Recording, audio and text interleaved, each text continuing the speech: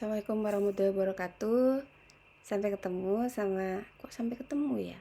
Ketemu lagi sama saya. Nggak lagi ya. Yes, pokoknya halo teman-teman semua. Nama saya bisa dilihat di sini, Poppy Febriana, yang akan bahas satu topik menarik buat teman-teman yang tertarik untuk bikin bisnis. Ayo, siapa? Nah, ini namanya adalah value creation. Bagaimana menciptakan nilai dari produk yang kita punya. Nah, ini ada banyak sekali step-stepnya dan akan kita bahas satu persatu. Apa saja yang akan kita bicarakan? Oke, next. Diskusi kita hari ini akan bahas tentang yang pertama, full life cycle use case. Yang berikutnya adalah high level product specification. Yang terakhir tentang product and priority. Waduh, kok angel ya judulnya. Apa kira-kira ini yang dibahas? Gak sesulit itu, menarik sebenarnya. Kita mulai dari yang pertama. Nah, ini ya, creating full life cycle use case. Jadi teman-teman, yang akan kita bahas semua dalam sesi ini adalah step-steps yang akan kalian lakukan sebelum produk ini di launching. Tapi di sini sudah diasumsikan bahwa kalian sudah punya produk ya, tahu produknya mau dipasarkan untuk siapa, atau target segmennya siapa. Nah, creating full life cycle use case ini adalah kalian membuat perkiraan. Nah, kalau nanti misalnya bukan perkiraan ya, membayangkan bagaimana sih produk kalian ini kalau nanti digunakan.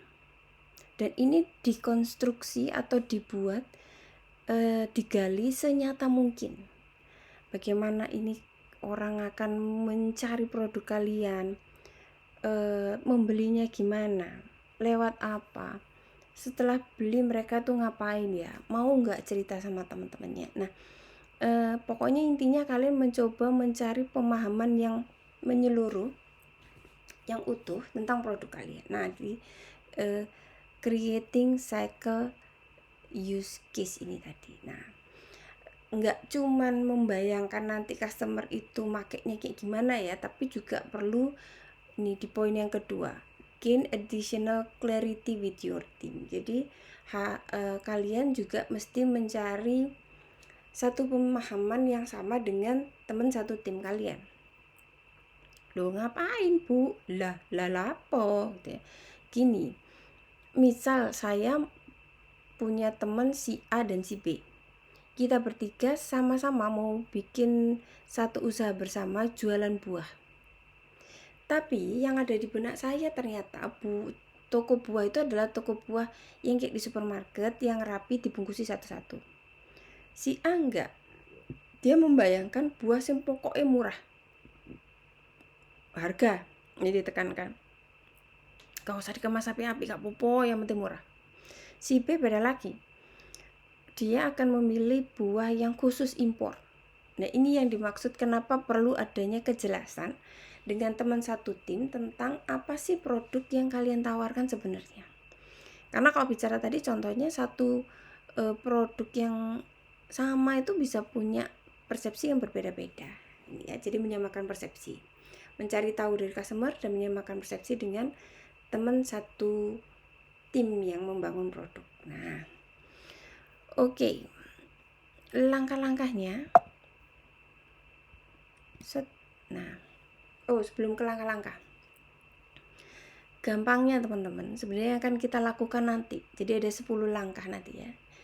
Itu adalah tentang kalian itu nanti bisa melakukan apa sih untuk customer kalian lewat produk yang kalian punya. Dan ini semua digali dari sudut pandang si customer point of view, bukan sudut pandang kalian sebagai owner bisnis gitu ya. Nah, langkah-langkahnya salah mencet. Lah ini ya. Kita lihat ada berapa nih? 1, 2, 3, 4, 5, 6, 7, 8, 9, 10. Ya betul, 10. Jadi full life cycle use case ini ada 10 poin yang di dalamnya nanti akan dibahas satu-satu ya. Yang pertama dulu deh, kita ngomong soal aware of need and to take action. Opo intine? Ini sebenarnya bicara tentang customer awareness, kesadaran konsumen. Kesadaran konsumen akan apa? Kesadaran konsumen tentang bagaimana sih caranya mereka tahu kalau mereka punya masalah. Karena gini, yang namanya produk itu yang ditawarkan di pasar apapun, sebenarnya intinya kan memberi solusi dari permasalahan orang. Produk makanan, solusi dari orang yang kelaparan. Pakaian, solusi dari gaya trendy dan lain sebagainya. Nah sekarang kita mengandai-andai, menggali gimana ya caranya konsumen ini tahu kalau mereka punya masalah. Loh, sik Bu, gimana caranya saya bisa berandai-andai?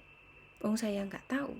Nah sebenarnya sebelum step ini teman-teman, kalian harus punya step sebelumnya, yang intinya adalah mempersonifikasi secara detail target segmen kalian itu siapa dan behave-nya bagaimana. Jadi jangan cuma bilang, oh ini produk buat cewek, buat cowok. Enggak. Jangan hal yang sifatnya demografis saja, tapi hal-hal yang sifatnya psikografis juga. Nah ini akan kemudian membantu kalian untuk membangun product life cycle ini ya. Yang pertama itu tadi ya sudah. Terus yang berikutnya adalah find about your product. Intinya bicara soal kalian ini punya produk ini punya manfaat. Nah, gimana caranya konsumen ini bisa tahu tentang produk kalian? Lewat apa? Yang gampang bagi mereka. Apakah lewat sosial media, media konvensional, dari cerita tetangga, atau yang lainnya? Ini di poin yang find out about your product. Informasi ini nanti akan membantu kalian untuk bikin strategi promosinya ya Rek ya. Karena kan kalian akan tahu channel mana yang atau saluran apa, medium apa yang banyak digunakan oleh target segmen kalian gitu ya. Yang berikutnya adalah analyze and evaluate option. Nah, ini adalah tentang bagaimana customer ini bisa mengakses nilai manfaat dari produk kalian. Bagaimana caranya? Ini akan membantu kalian untuk bisa membayangkan apa sih yang men-trigger purchase decision orang. Misalnya gini, saya punya produk, keunggulannya dari beberapa aspek. Misalnya produk saya adalah salad. Yang punya produk salad kan banyak nih. Nah, tapi produk salad saya ini berbeda. Orang kan dapat nilai kebermanfaatannya dari kesegaran misalnya. Dari rasa yang benar-benar otentik karena dibuat ininya mayonesnya itu homemade misalnya kayak gitu ya. Nah, ini yang dimaksud dengan bagaimana caranya mereka itu bisa mendapatkan value dari produk kalian. Oh, dari rasa. Oh, dari harga. Oh, dari kemasan dan lain sebagainya. Lalu yang berikutnya adalah yang poin keempat, decision to acquire your product sama pay for your product, ini saling terkait ya. Tentang bagaimana sih customer itu akhirnya membeli produk kalian dan seberapa rela mereka mengeluarkan uang untuk produk kalian itu tadi. Bagaimana mereka membeli, termasuk di dalamnya juga kalian cari tahu gimana caranya mereka bayar. Apakah bayar tunai atau enggak? Ya, apakah lebih suka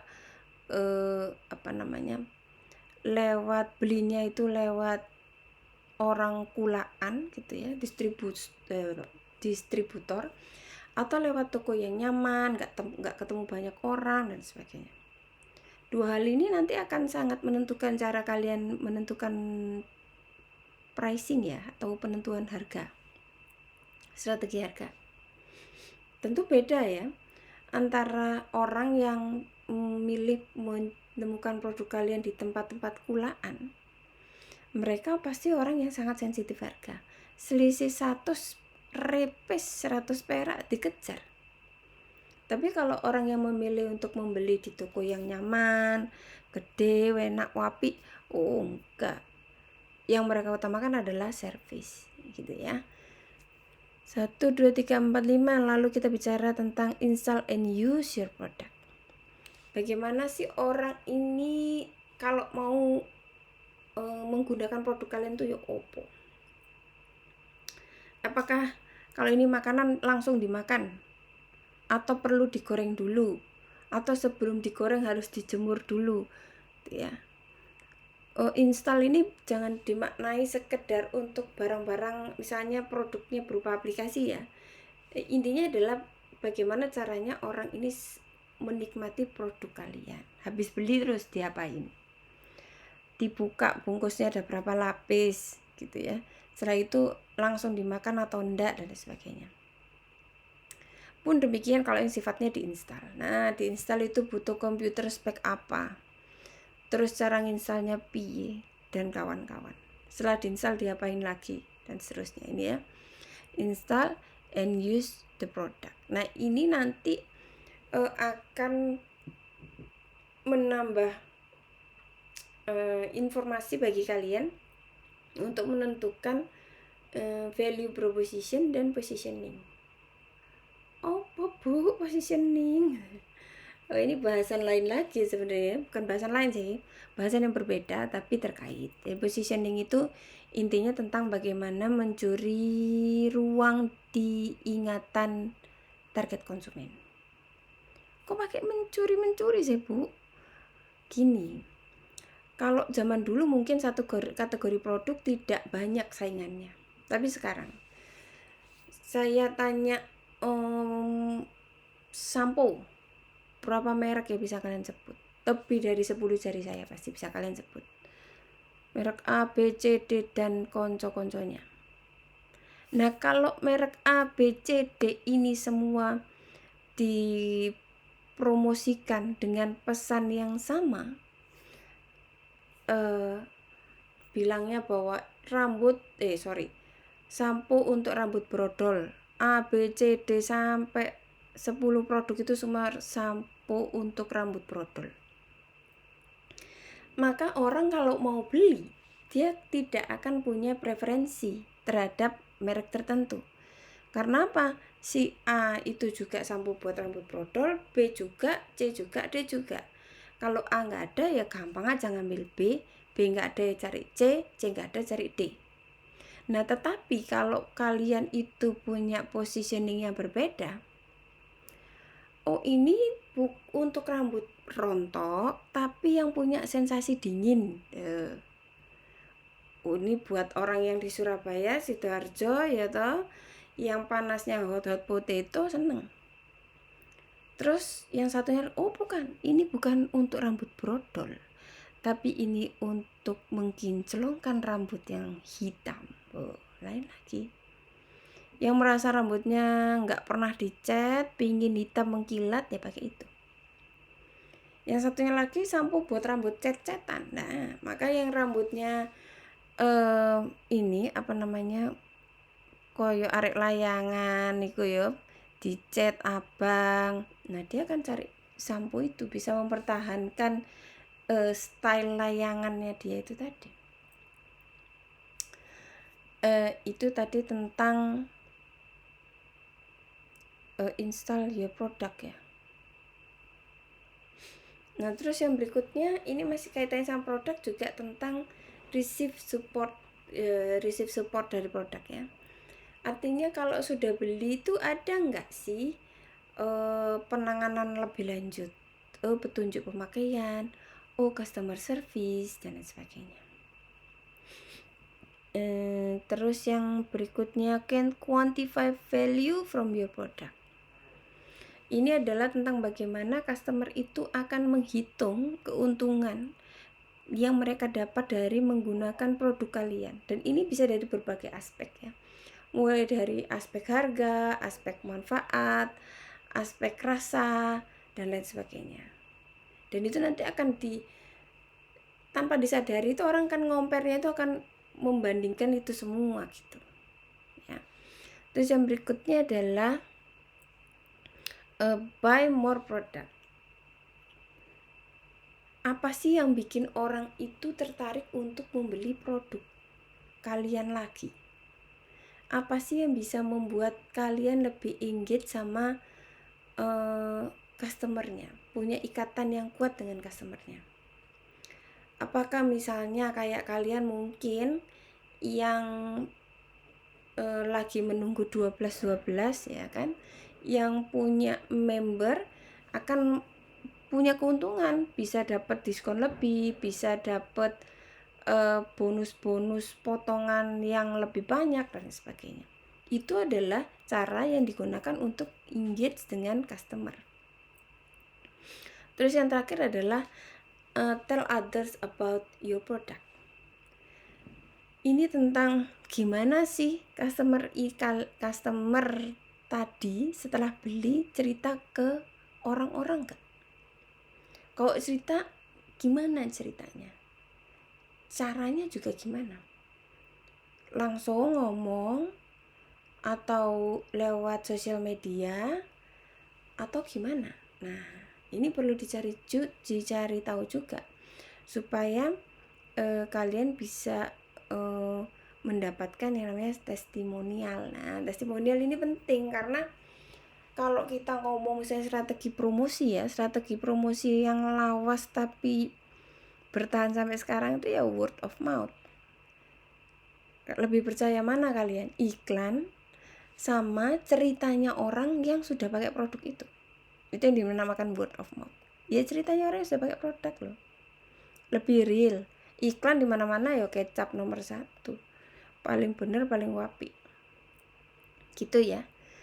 Nah, oke. Nah, ke-10 hal ini tadi yang harus kalian simulasikan dalam benak kalian, dalam bayangan kalian tentang bagaimana target segmen ini nanti bereaksi, menjawab, melakukan, bertindak, merasakan gitu ya. Pun juga kalian menyatukan pandangan tentang ke-10 hal ini tadi dengan teman satu tim kalian. Jangan silih genji. Apa ya bahasa Indonesia silih genji itu ya? Enggak sepemahaman lah gitu ya. Oke. Next lah. Kemudian hal lain lagi adalah yang perlu kalian lakukan, kalian mencoba membuat visualisasi dari produk kalian. Membuat visualisasi itu bukan sama dengan membuat prototipe yo, bukan. Tapi gini loh, kalian explore sih, coba sih kalian cari tahu fiturnya produk kalian ini apa sih. Oh, fitur salad saya ini seger, buah akan diketok pada saat dipesan. Oh, mayonesnya humid, enak kano saingan wis ta gitu ya. Fungsinya apa? Loh, karena seger di badan ini manfaatnya langsung beda sama barang yang kemarin, apa kemarinnya lagi, apalagi seminggu yang lalu gitu ya. Karena ini salad dressingnya adalah alami, homemade, ya nggak ada bahan pengawet, jadi nggak bahaya gitu. Nah, ini yang dimaksud dengan features, function, dan product benefit for customer. Benefitnya apa? Long termnya makan salad saya ini aman karena nggak ada pengawet-pengawetnya. Jelas enak, jelas kenyang. Sak wadai kebek, nggak diganjel-ganjel dengan garnis-garnis, enggak. Nah, itu visualisasikan supaya kalian mendapatkan gambaran utuh gitu ya. Ini. Lalu kalau sudah kalian punya visualisasi, kalian sudah membayangkan customer itu bereaksinya bagaimana, langkah lain yang juga tidak kalah penting adalah nah ini mengkuantifikasi nilai dari produk kalian, menghitung dengan 2 skenario, as if dan possible. As if adalah skenario jika orang tidak menggunakan produk kalian, what will happen? Skenario yang kedua adalah possible. What if people use your product? Kalau orang pakai produk kalian, ya apa sih? Nah, ini dicari, diteliti,